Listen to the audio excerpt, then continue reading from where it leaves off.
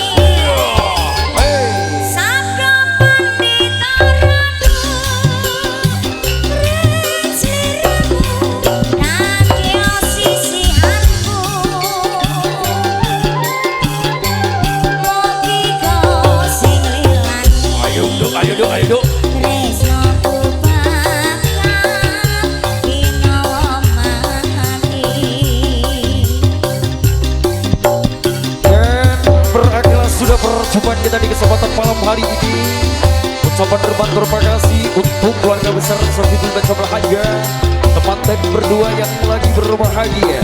Ada Ronggo Jalur, ada Anugrah, ada Artisa. Akhirul kalam, bilai taufik wal hidayah, warida wal inayah. Assalamualaikum warahmatullahi wabarakatuh. Sampai jumpa.